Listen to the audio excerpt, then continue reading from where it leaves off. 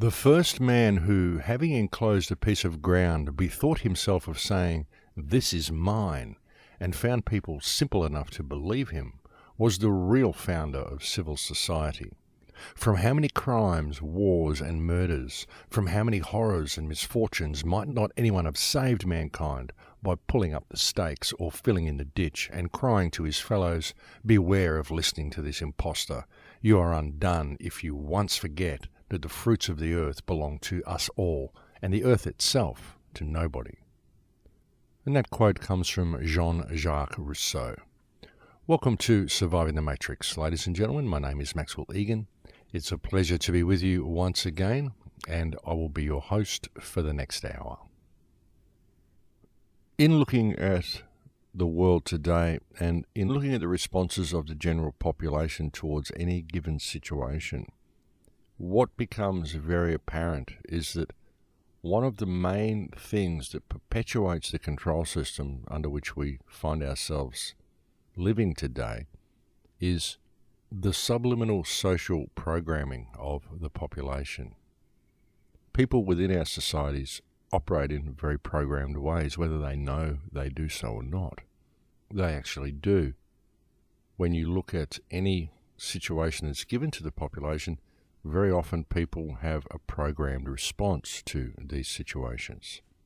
And this is because people have spent most of their lives undergoing subliminal programming, conditioning, and indoctrination without their knowledge. Because when you look at the world today, folks, you really do realize that we've got a lot of problems. We've got a lot of issues here, and no matter how much we create movements or sign petitions or vote people in or vote people out, nothing really ever seems to change. No matter what we do, I mean, when you look at the general population, in the hearts of the people there is an overall feeling that we want good and we want peace and we want change, but no matter how much we try to get it, it just never happens. There's always some reason why we don't go in a direction that we all want to go. Because as I said, you find that most of the general consensus is that we should be moving in a certain direction, but no matter how hard we try, we always seem to be moving the opposite way. And a lot of people notice this, but most of the general population just don't seem to, folks. It's quite amazing. People will repeatedly do the same thing, and they'll expect a different result, but they keep going down the same path and the same avenues. When we see a problem in our society, we keep trying to find remedy by the same methods, which have proven not to work, no matter how many times we've used them. So one would have to question why we have such short memories and just forget that it didn't work the first time. Why would we expect it to work the second time? In regard to legal issues, in regard to your mortgage, in regard to issues you have with the council and issues you have with the government, you try to find a legal remedy and there just isn't any legal remedy, and yet we continue to do the same things. When we're faced with these problems, we continue to go down the same paths. And meanwhile, in our lives and in our societies, as a general population, we seem to be intent on pursuing completely meaningless activities all the time and attempting to reach certain rungs on the social ladder. And folks, really, I mean, when I look at the world today, I sometimes wonder whether we are living in a society or whether we are living in a circus. I mean, honestly, folks, the superficial things that people seem to spend their lives doing and indulging in, and the way people are puppeteered and the way public reaction is molded and all of the way people are controlled, it just never ceases to amaze me. And really, folks, what causes most of it is the social programming that the people within society are kept locked into. It's very deliberately done and it's very meticulously done, and it's something that most people are very much unaware of, but it's there everywhere in their day-to-day life. People are always reacting in a controlled way. They're always finding themselves doing certain things, and they often don't know why they do them. They're doing things in order to fit in with the social scheme of things, and they're always programmed to react in certain ways to certain situations. They may not realize that they are, but they very often are. And society is very much puppeteered this way. And it's a great method of keeping people distracted as well, because while people are focused on one particular event, you will always find that there is something going on in the other direction while they're not paying attention. And folks, I'm sorry, and as much as I'd really like to avoid the topic, there seems to be no way that I can't mention the Trayvon Martin case at this point, because what we've seen in the Trayvon Martin case and the ever so predictable and ever so programmed responses we've seen from the population in this theatrical news story, it's kind of like Wag the Dog, only it's Wag the racial dog. I mean, folks, really the controlling hand has almost stooped to the level of a B-grade movie with all of this. I mean, it's so predictable and it's so obvious what's going on, and it's so amazing to see how programmed the people are in their responses to the situation. And folks, look, the Trayvon Martin Zimmerman thing, it's not an important issue. People get killed all the time. Yes, it's a terrible thing that this person died, and it's terrible that the person shot him as well. But it's not an important issue. And the only reason the mainstream media is focusing so much attention on this case is because it promotes racial division. It gives people an excuse to take out their pent-up frustrations on the guy next door rather than noticing what's actually going on around them. I mean, look at the timing for one thing, folks. The timing of this Trayvon Martin Zimmerman verdict could not be more impeccable, could it? I mean, the United States government has just been caught spying on the entire planet, or should I say colluding with a number of Western governments in spying on the entire planet. There's a Western-backed al-Qaeda coup going on in Syria that is financed by the West and could even bring about the start of World War III. And just stop for a minute to really let that sink in, folks. We've got al-Qaeda, who is a terrorist organization, apparently, so we're told, responsible for bringing down the Twin Towers, the world's most wanted terrorist organization, and here they are infiltrating into Syria and staging terrorist attacks against the government, and all of it is backed by the United States and it's backed by Western governments, and we've decided that we should support the rebels because they're the good guys.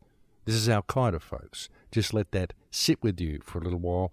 This is what President Obama and his supporters are financing and supporting, and this is the direction they wish to take the planet now.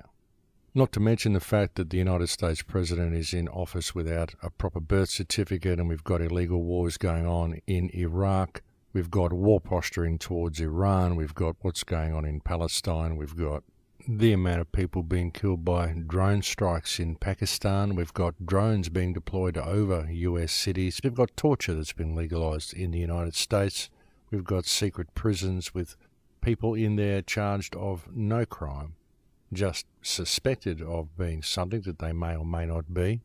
We've got the Bradley Manning case and the whole fiasco that goes along with it, along with numerous other issues of equal importance. And what the media is focusing on and what the people are focusing on is the Trayvon Martin case.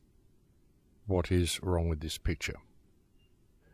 In fact, folks, I've even seen people within the alternate research community that seem to be giving a great deal of attention to the Trayvon Martin case and discussing whether the verdict was good or whether it was bad, when, folks, really the verdict was irrelevant.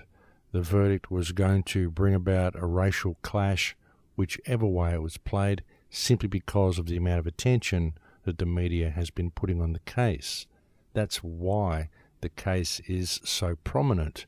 It isn't about the verdict, it's about the fact that it was people from two different races who were involved in the altercation to begin with, and it's a great way of pitting one section of the community against another section of the community so that you can get away with all this other stuff while the people are kept busy and distracted fighting amongst themselves. And in fact, folks, apart from letting war and corruption proliferate by the fact that no one is paying attention to what's going on outside of their borders and in the rest of their country, the other thing it will bring about is more police power and more police crackdowns and more police on the street and greater powers to the Department of Homeland Security. Because, of course, the police are going to need more powers and more people in order to deal with the terrible race riots that are happening around the country due to this case. And as I said, folks, this is, of course, why the media is giving it so much attention. Problem, reaction, solution. They do it every time, folks. The scary part about it is how often people simply buy into the same programming. Because it is, folks, it's social programming.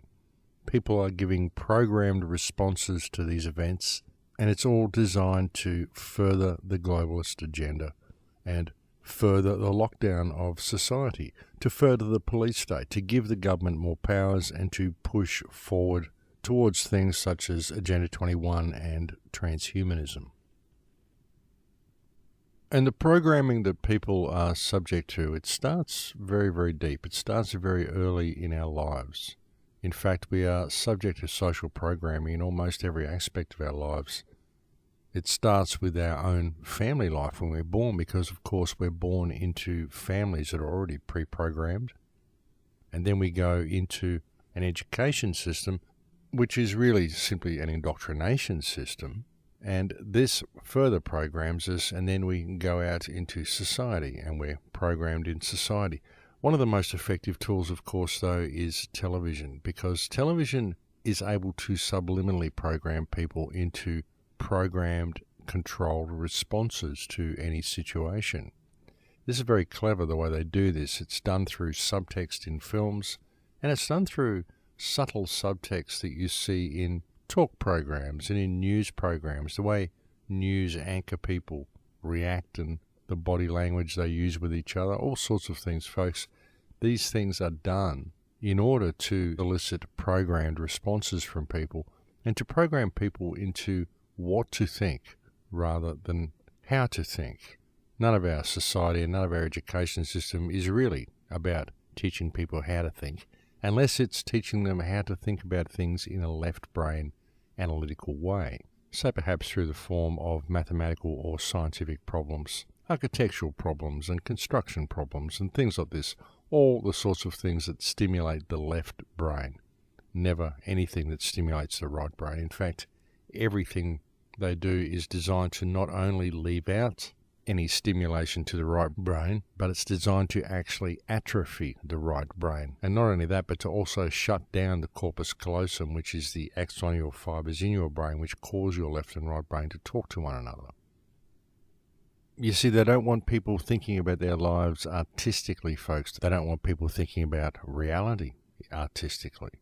They want to separate you from the art of your life and lock you within a left brain analytical system. And I've spoken about this very, very often, but that is what the social programming is for. Because really, when you look at it, folks, there's no reason for us to have a society that functions according to the parameters of this society. This society is based solely on an economic model, and it's only able to function and perpetuate the economic model because of its ability to separate and divide the people within the social structure of this system. And again, this is all done through social programming, which we are subject to in every aspect of our lives. And you think about it, folks, the economic division, the social hierarchy, and division really in all aspects of our social systems, folks. You know, division in the type of car you drive, the type of clothes you wear, what your political or religious beliefs are, what your skin colour is, what sort of music you listen to, who your favourite sports team is. There's so many things that are designed to perpetuate division within our society, while at the same time satisfying our naturally tribal instincts and our need for association with those of like mind and like belief and like interests. So it creates little pockets and little groups within society which are all separated from each other. And it also causes people to want to be attracted to those with similar likes and similar beliefs, because you need to have that reinforcement of a group around you. It takes the individuality away from you. It takes the personal experience away from you, because obviously it's very threatening out there. You've got all of these other people who believe different things, who wear different clothes, drive different cars, live on a different rung of the social hierarchy. And so you have all of this separation, and so it can be very dangerous and dark and lonely out there until you find a group with which you can identify with. And this, of course, is a tribal instinct. And our society very much promotes these type of situations and promotes these type of relationships that people have with each other, because it gives them something external to themselves to cling on to while separating themselves from not only the community at large, but also from their real self, from their inner self. It prevents them from seeing the true art of themselves, and it causes them to identify that artistic expression with the group that they belong to. You'll find there's very few people that truly like their own company. I mean, there are some. I actually know quite a lot of people who very much enjoy their own company. But in society in general, it's actually quite rare to find people who really like that time alone. I mean, everybody needs time out, of course, but most people in this society prefer to function in social groups. Everybody's got a best friend or a close group of friends that they hang around with and they do things together. And though people do have time out and do have time on their own, very few people really enjoy it, and very few people really find the time that they spend alone to be a philosophical time or a time for reflection or a time for inner growth. Many of them just see it as a time when they can do the things that they don't like to do in front of other people. Maybe watch their favourite television show or listen to some music that nobody else likes, or whatever other indulgence that they have that they like to hide from the world. That's very often what people do with their alone time. And really such times are very useful and can be very beneficial in helping you connect with the true art of yourself. And again, folks, this all comes down to social programming. Programmed responses to given situations and a loss of personal input via a loss of personal art, or even the knowledge of your own art, and the knowledge of the art of your existence. We're just not taught these things. We're not ever given a true vision of what reality is. Not through our education system, and certainly not through our social systems. And the Trayvon Martin case is really a very good example of this, folks, because the government is in so much difficulty at the moment. Governments around the world are in so much difficulty, and they need things that are going to distract the population. And a racial issue is perfect for this, folks, because racism and the oppression of different races and the oppression of different ethnic groups, these are things that are driven heavily into the hearts of the people.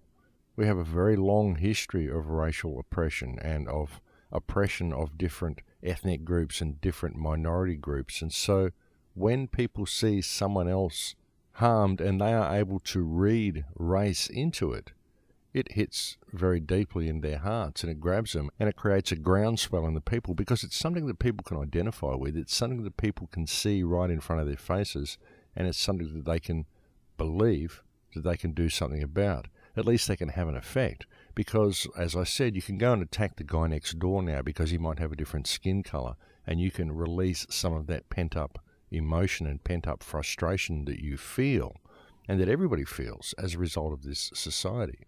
Because humankind has been disconnected from themselves so much and disconnected from their potential and disconnected from what they should be, that most people inside harbour a lot of inattention. They don't really know why it's there. They just know reality shouldn't be the way it is because they're struggling so hard. Everybody feels dissatisfied inside.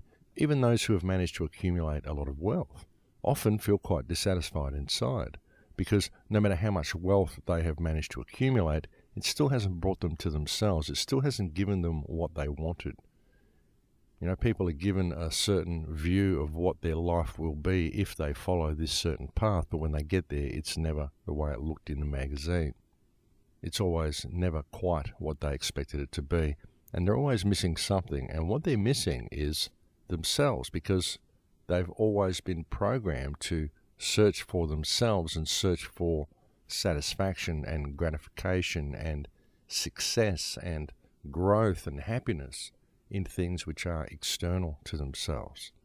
And again, folks, this is the result of social programming. So because people have reached these pinnacles and because people haven't reached these pinnacles and their life is not the way it should be, or not the way they believe it should be, not the way it appears in the magazine anyway, then people feel very dissatisfied with themselves. They don't know what the problem is. Very often they feel that they are of lesser worth than other people because they haven't managed to accumulate as much stuff as other people.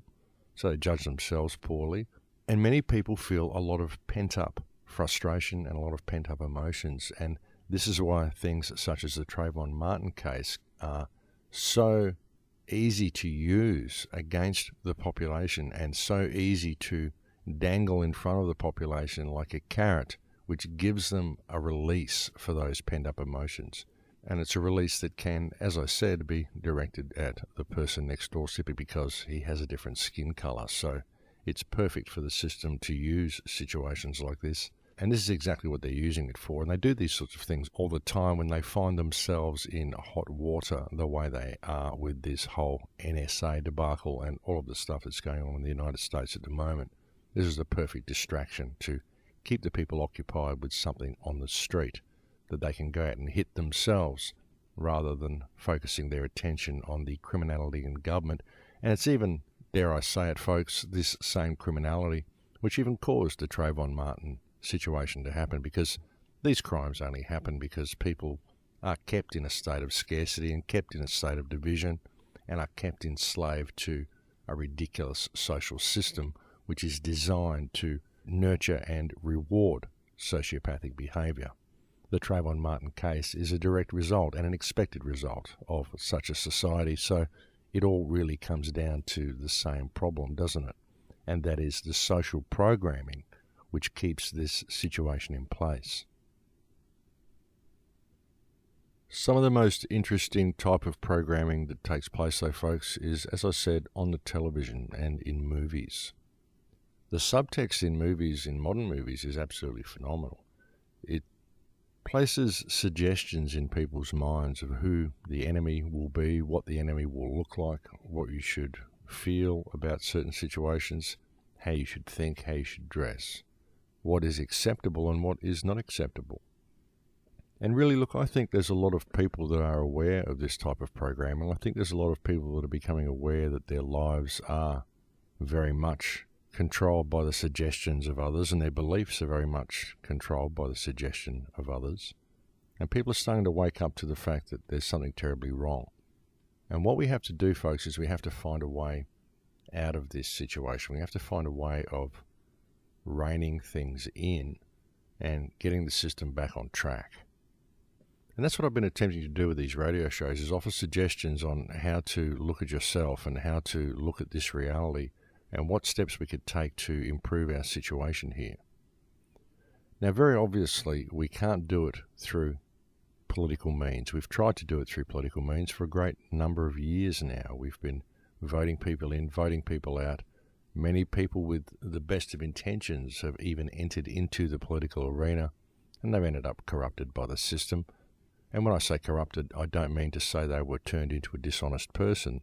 What I mean is they were simply forced to operate via corrupt parameters in a corrupt system. I mean, the system is inherently corrupt. It's dysfunctional. So when you enter into that arena and you're forced to operate within those parameters, then anything you may try to accomplish is corrupted by default, simply because of the parameters in which it's forced to operate. So you can't enter into that system. There's no point entering into that system. We've tried that. It doesn't work. We've tried petitions. We've tried protests. We've tried revolutions where we've pulled down one government and we've put up another government. We've tried replacing leaders. We've tried impeaching the executive office. We've tried all sorts of things, and we never seem to get to where we want to go. As I said earlier, no matter what we try to do, even though the general consensus is the same across the board, everybody agrees that things are going in a bad direction and we need change, we never seem to be able to bring about that change. And what I've been attempting to suggest on these radio shows is that the reason we never have the success that we want in bringing about this change is because we are always operating within the parameters of this system, and what we need to do is step above it. And folks, a lot of people have had difficulty with this. They've had trouble with the concept of what it would be like to step above the system and hold the government in breach of trust, and said, well, have you tried that? How did it work out for you? And the thing is that I can't do it on my own. I need the rest of the population with me. The whole population needs to stand up and do this, and I believe that the only way they're going to do it is by understanding who and what they are personally, I think it's a personal issue. I think that everybody has to rediscover themselves so that they can see the farcical reality that they're forced to endure, and they can see the possibility that they can do something about it simply through the weight of numbers, because the people that are doing all this, the people in government, are just people in government. They're just our employees. That's all they are. They don't actually own the system. They don't actually own us. They don't own the wealth of this nation. Nobody owns the wealth of the nation. The nation, the country is the country. Nobody owns the earth. You might be the custodian of a piece of it for a while, but you don't own it. I mean, it's just a different way of looking at things, but I'm probably getting off topic. But what I'm trying to say here, folks, is that we do need change, but the change has got to come from the people. And it's only going to come when the people discover themselves. And the only way we're going to ever get that to happen is to start respecting ourselves and respecting the people around us. I've been focusing on this quite a bit lately because I really do believe it is the answer. And we're getting at a crucial time in history here. We're getting at a time when the people really do need to pay attention. But what are they going to be paying attention to? That is the question. And really, they need to pay attention to themselves and realize their own potential, realize what they are, because once they do that, they have the ability to see that in other people, and we can unite as a community.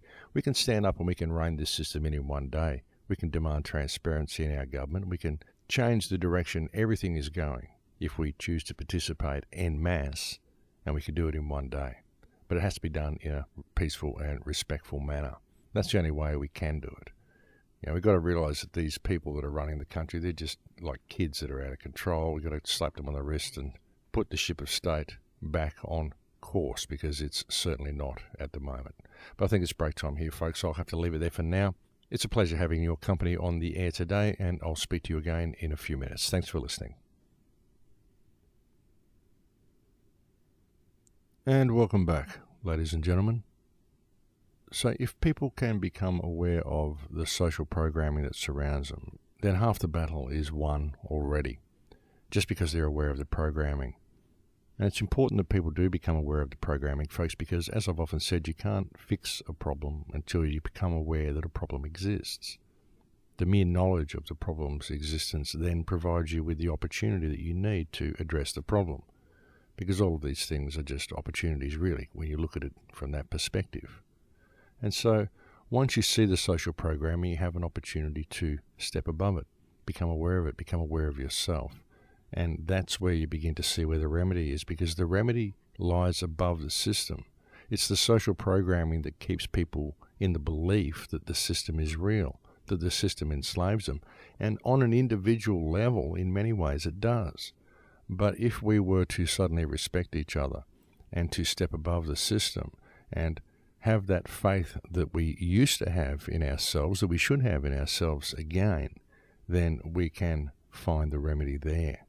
I really believe this. I really believe that if we were to act as a whole, we could fix this whole situation. We could fix every problem in the world if we were to simply act as one species, one unified species, and work to create a better future. I think that the psychopaths that are running the world would lose their control instantly if the population, the general population, were to come into their power. And again, the only reason the people don't come into their power is because they don't know that power's there. They don't know it exists because of the social programming they're subject to. Truly, I believe that one of the main keys is to become aware of the economic system, to become aware of the economic reality that's been superimposed over reality, the false economy that we're forced to adhere to, and the state of scarcity that we're kept in, because this is what keeps us on the treadmill and prevents us from noticing all the other stuff.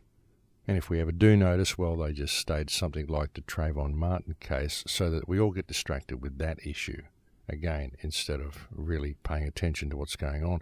See, after the whole Trayvon Martin riots and all this stuff have simmered down again, everyone would have forgotten all about the NSA. They will have forgotten all about Edward Snowden. They will have forgotten all about Bradley Manning. They will have forgotten all about Iraq, forgotten all about all the other things, forgotten about the fact that the president doesn't have a birth certificate and isn't even an American, forgotten about all this stuff. And that's what they use these things for. And you can always tell by the timing of these events, what they're being used for as well, folks, because like I said, there's so much going on around the world at the moment that they need a distraction. And the easiest distraction that they've got is to play on people's racial issues, because everybody has them, because we've got a society which has promoted racial issues and ethnic issues and divisionism to every degree possible. It's been almost a work of art, the way our society has become racially and ethnically divided. And it's all done for this very reason. In fact, about the only people that are going to benefit from the Trayvon Martin situation and the race riots that are happening is the Department of Homeland Security, folks, because they're going to be able to use it as an excuse to further militarise the police and to further lock down society. Not to mention the fact that while everybody is distracted with this issue, once they get back to normal, they're going to turn around and the world's going to be a very different place internationally as well, because of what's happening in Syria and all of the other issues that people simply aren't paying attention to. Again, folks, programmed responses to contrived situations. Okay, so how do we fix it, folks? Well, as I've been saying for 6 years, what we have to do is pay attention to both the international situation, pay attention to our national situation, what's going on in our own countries, but also pay attention to our local situation, pay attention to our communities, and pay attention to ourselves. And I truly do believe it all comes down to respect, and this respect comes from knowing who and what you are. Now, recently I've been mentioning on the show a legal term called sui generis. Sui generis is a term which describes your uniqueness. And if you are a person of high integrity, folks, then your uniqueness should be all you need to establish with anybody. It should be all you need to establish with any legal system. It should be all you need to carry yourself through this system. Your uniqueness makes you who you are. And if you are a person of integrity, well, integrity has no need of rules. Integrity is integrity. And if you can view your own actions that way, and if you can always act in integrity in all that you do, then you begin to perceive what integrity is. And if then you are faced with a system which is not acting in a manner of integrity, and whose rules do not contain integrity, and is not an honourable system that is there to service mankind, then where is the integrity in abiding by that system? There is no integrity in doing so. And not only that, then you need to look at the system and ask yourself why this system exists in this form. Why is it in place? What was the mind that put this in place? Why would there be a social and legal system in place which removes integrity from the individual and which removes integrity and accountability from politicians? Why would such a system exist? And how does it continue to exist? You begin to ask these questions, folks. And then if you are a person who always acts in integrity, then by default, you cannot abide by a system which does not contain the basic foundations of integrity, or does not operate in a manner of integrity. And this system doesn't. This system inflicts itself upon everybody by its very nature, simply by the fact that it imposes an economic system over the reality of every person in this social structure. Means that this system does not act in integrity, simply because this is a system that would create homelessness, that would put profits above people, and that would allow politicians to rape the resources of this planet and of this country while impoverishing the nation. This indicates that this is not a system of integrity. And so therefore a person of integrity is left with no other option than to refuse to comply with this system. In fact, folks, if this system did have any integrity, everybody in the country should receive a pension every week. Everybody in this country should receive a pension from the government simply to cover the cost of living that the government imposes upon the people. If the government is going to create and promote a system which ensures that people must pay to be alive, then it is only fair that the government cover the cost of that debt. That basic cost of having a roof over your head, having electricity hooked up to your house, and having food on the table, the government should cover all of that. And then any work that you choose to do should be your own to do with what you will. After all, it is the government that has imposed the system of scarcity upon the people, and if the government was to act in integrity in any way, it would cover that debt by default, but it doesn't. So that should tell you something very important about the moral structure of your government as well. And people might find difficulty with that, saying, well, why should everyone receive a pension? Well, I would say that everyone should receive a pension simply because, as I said, this system of government is such a system that it has superimposed an economic model over the minds of the people and is superimposed an economic value over every person, whereby every person within this society is forced to live in a situation whereby they must pay to be alive and pay to access the abundance that this planet freely provides to mankind, were it not for the economic model that these governments have superimposed over reality. And that's why the government should cover the cost. Of course they should. Of course it would be best to remove the cost altogether, because I think the mere concept that people have to pay to live on the planet they were born on is ridiculous to the extreme. But that's just one example and one way of looking at things again.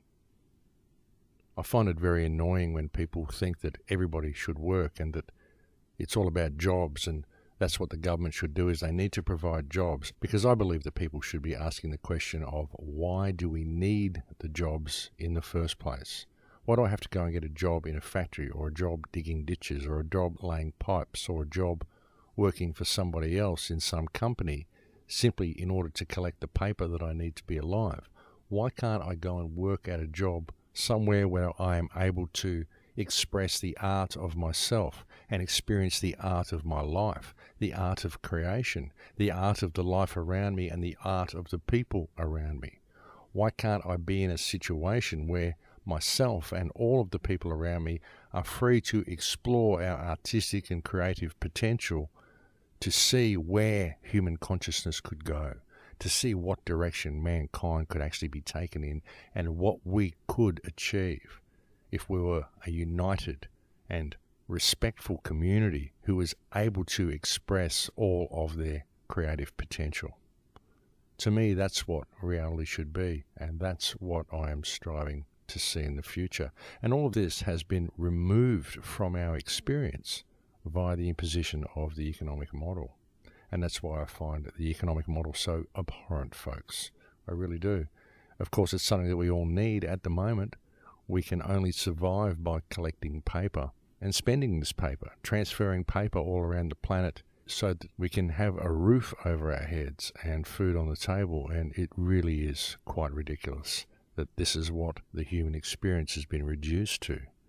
And of course, folks, it is the reduction of the human experience to a state of commerce which provides the glue to hold this entire slavery system together. And they keep tightening this slavery system up, folks. They're making it more and more difficult for people to get by in the world. They're making it more and more difficult for people to find professions that they love. They're attempting to take naturopaths off the register here in Australia. They don't want people performing natural remedies. They don't want anyone thinking holistically or working to experience the art of themselves in any way if they can help it. They are making worthwhile jobs and jobs of integrity more and more scarce, while increasing the cost of living and forcing people to do things that they don't like to do, destroying the human spirit in every way they possibly can. And they've really reduced the first world to a spiritual consciousness whereby these people will do anything they can in order to collect the paper they need to survive, because they are completely convinced the paper is real. This is why we're seeing the transfer of wealth now from the first world into the third world, because the people in the first world will do anything they want. They've lost most of their family connection. They've lost any real connection to each other spiritually, or any real social wholeness, any real community spirit. It's gone from most Western societies, unless you still find it sometimes in small towns. But within major cities, there is no communal spirit. There is nothing to unite the people, and it's getting more and more cutthroat. And this is all being done by design, folks, because, as I said, it keeps people distracted and it keeps them on the treadmill. It prevents them from waking up, and it causes them to be always focused on the collection of paper and always locked into a state of fear-based mind control, whereby they become fixated on survival and very little else holds any real meaning for them. And again, folks, this is all a result of social programming. And really, folks, what it's all about, as I've so often said, is division.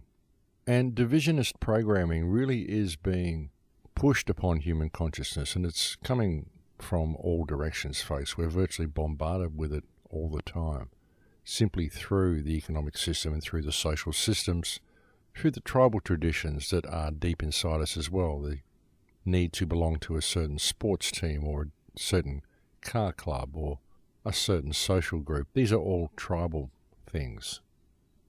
And the reason I believe that we reach out for these tribal things is because we are so locked into a dysfunctional system that I think we're searching for anything. We're searching for anything that we can find with which to identify with.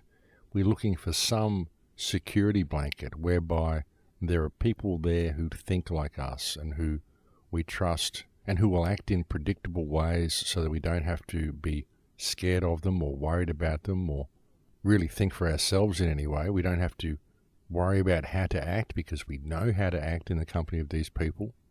And it provides some solace for people, an escape, if you will, from their dysfunctional lives. And I think many people need this, and they really don't want to know about what the bigger problems are because they're already worried enough about collecting paper. They're worried enough because they're locked into this economic and social system, and that's really all that matters to them. They just want to be in a position where they have the respect that they believe they need, but they believe that respect can only come through the collection of exterior possessions and external possessions. They don't ever believe that respect can come from the integrity of themselves, because they don't get that respect from people, because the people that they are dealing with are also programmed into the same reality that they are programmed into. You know, when you really step back and look at all this, folks, you see the enormous problems and the enormous hurdles that we have to overcome through the social programming that people are subject to. And as I said, it's not just social.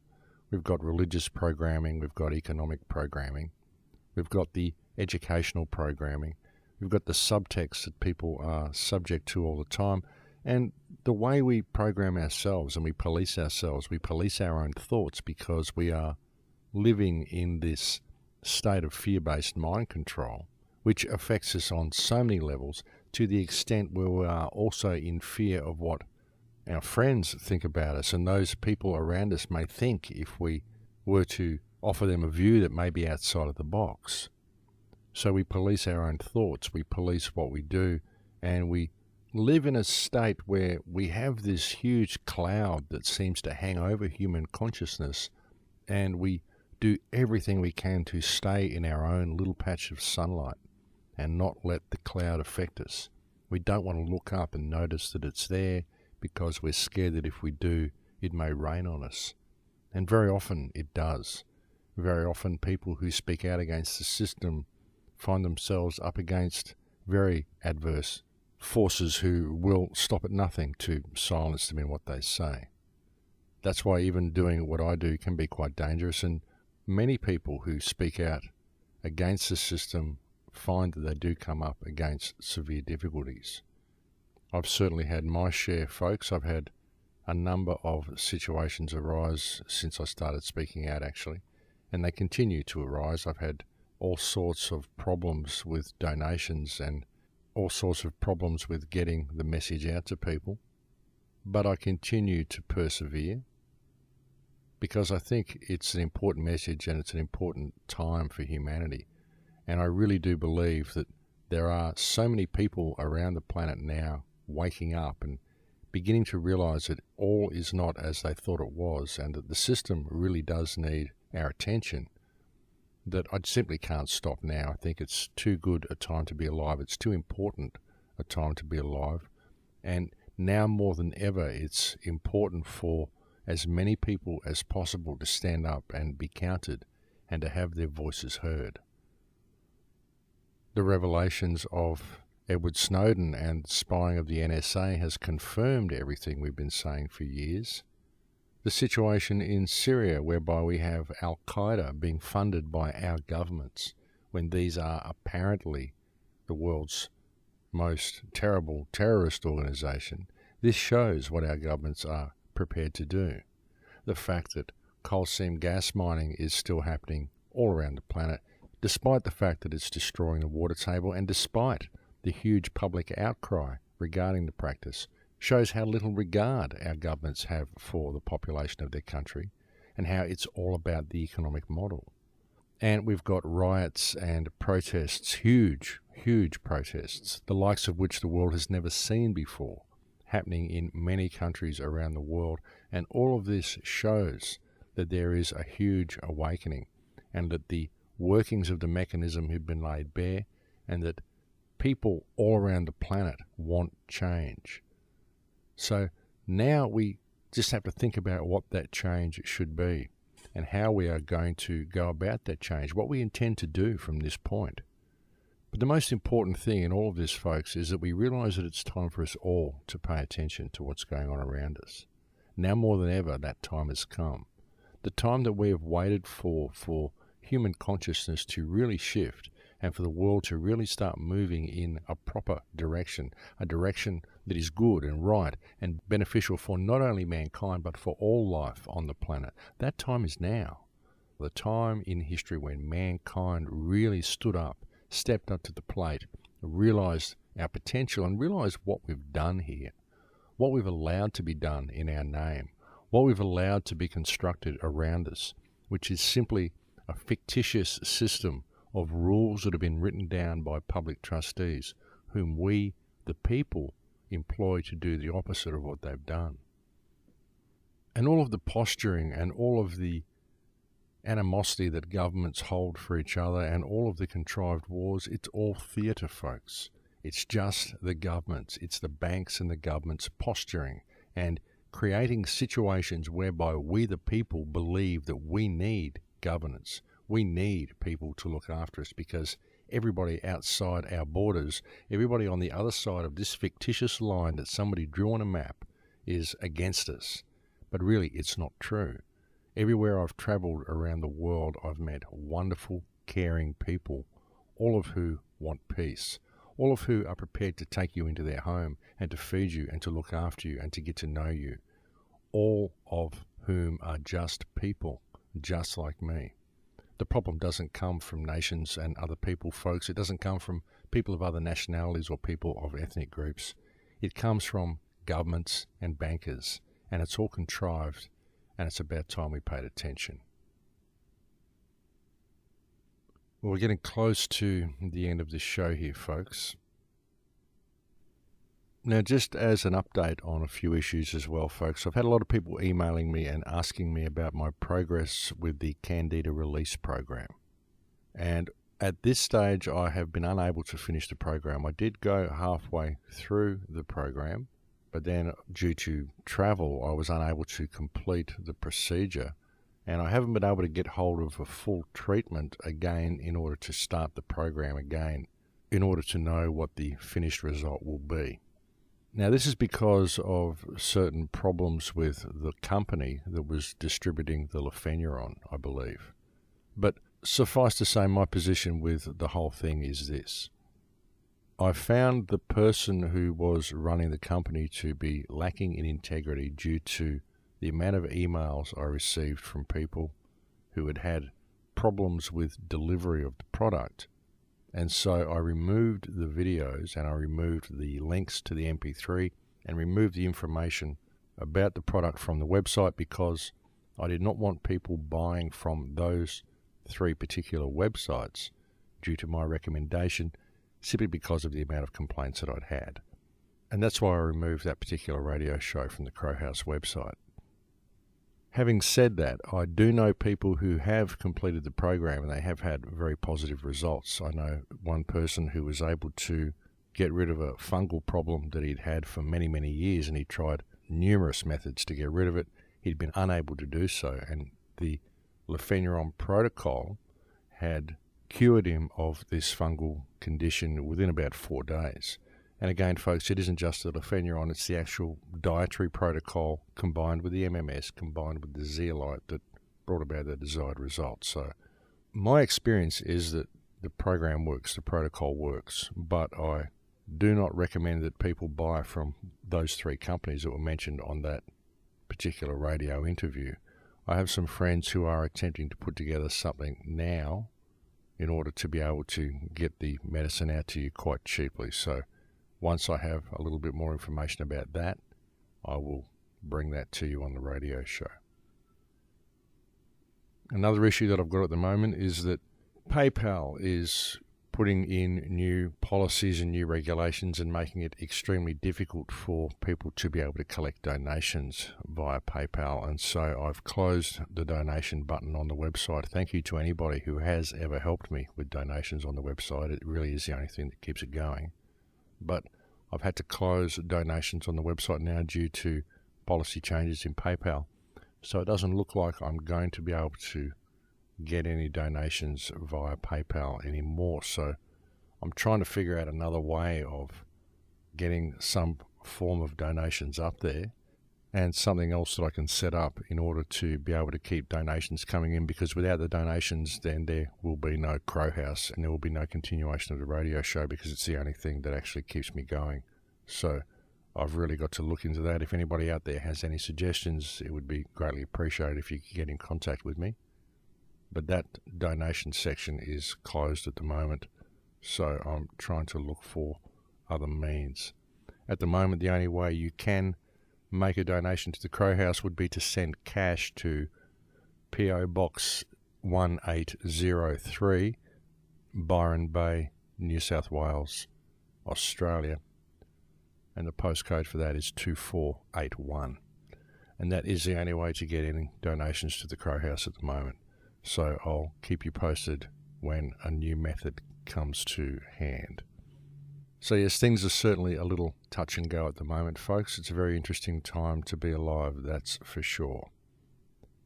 But I will keep you posted on any information that comes to me regarding the Lefenron protocol and the Candida release protocol. As I said, I don't recommend that you get involved in those 3 websites just because of the amount of emails I've had from people that have had difficulty in that regard.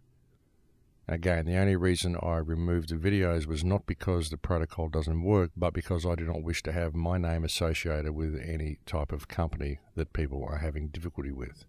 So again, I will keep you posted on that when a new source, a new reliable source becomes available, as will I keep you posted on when you are able to make donations via the Crow House again. Although there is one other possibility in that as well, folks. So there is a possibility that you could still go to the website and find a donate button there. If you do find a PayPal donate button on the website, then it will be operational and it will be fine to make a donation. There's a possibility that I may be able to access funds through the Make-A-Wish Foundation. So if you find a PayPal link to the Make-A-Wish Foundation and you specify Max Igan on the donation, you need to have no doubt that it will find its way to me. That is another possibility. That isn't there at the moment, but it's possible that it may get set up within the next couple of days. So just keep an eye on that one. And again, folks, any donations that anybody makes are greatly needed and greatly appreciated. But I think that's about the end of this show for me, folks. I'm going to have to leave it there. We're completely out of time. Thank you very much for the support you've shown me over the years. Thank you for joining me on the air every week the way you do. Thank you for your kind emails, and thank you for applying the information to your own life the way I know many of you have done. It really is very gratifying and very humbling to know that people do take the information on board and they do make the personal change that is necessary to bring about external change in this convoluted world that we live in. And it's what the show is all about. It's what the message is all about. And really, it's all about you. It's all about what you do with the information. So thank you very much for that as well. It's a pleasure to speak to you every week on the shows, folks, but that is it, and I will look forward to speaking to you again next week. Please take good care until then. In Lakesh.